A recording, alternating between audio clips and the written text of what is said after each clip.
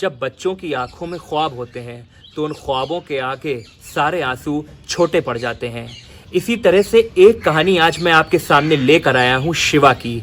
शिवा जो एक बहुत प्यारा सा छोटा सा बच्चा है, एक सरकारी स्कूल में जाता है और फुटपाथ के किनारे रहकर पढ़ाई करता है।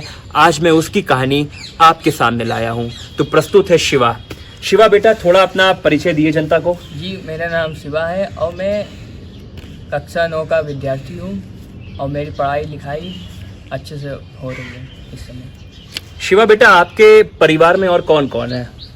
हमारे परिवार में हमारे पिताजी हैं और हम हैं और कोई नहीं है। बेटा, आपकी माताजी?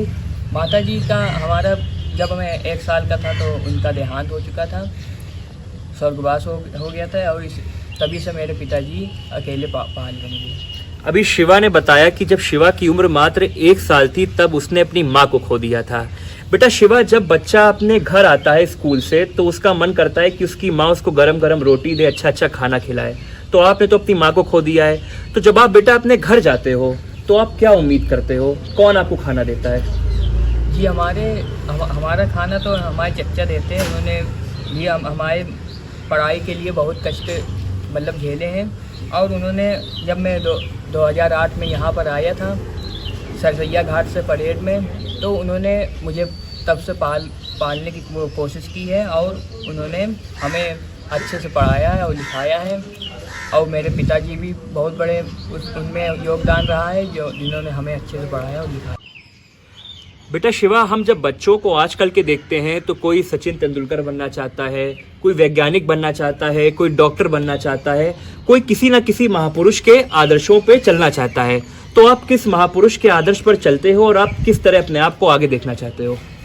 मैं डॉक्टर भीमराव अंबेडकर के आदर्शों पर चलता हूँ और उन्होंने एक अच्छा काम किया है। उन्होंने एक अच्छे व्यक्ति के रूप में काम किया है। उन्होंने एक नई भारत की नींव डाली है। उन्होंने भारत के छुआछूत भेदभाव ये सभी समाप्त किए हैं। उन्होंने एक नया संविधान बनाया है जो कि पूरे विश्व में सबसे अच्छा संविधान है।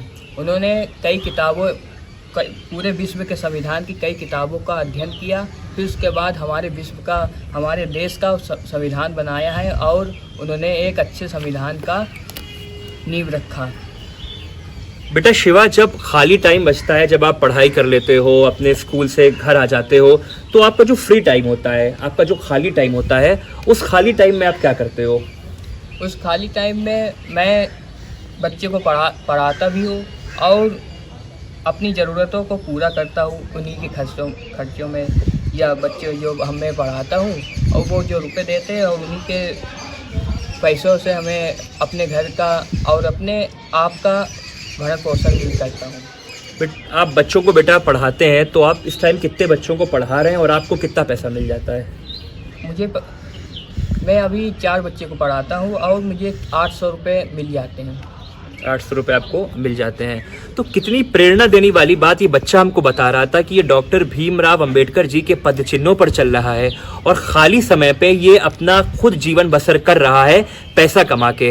ये खुद भी पढ़ता है, फुटपाथ पे रहता है और बच्चों को जाकर पढ़ाता है ताकि ये अपने पिता की मदद कर सके और अपने परिवार का पेट पाल सके। सबसे बड़ी प्रतीकात्मक और भावनात्मक बात जो शिवा ने हमको बताई है वो ये है कि इस बच्चे की माँ नहीं है और माँ ना होने के बाद भी इसने हार नहीं मानी है। इसी तरह आप देखते रहिए सरकारी स्कूल और हम सबको अपना प्यार देते रहिए। बहुत बहुत धन्यवाद।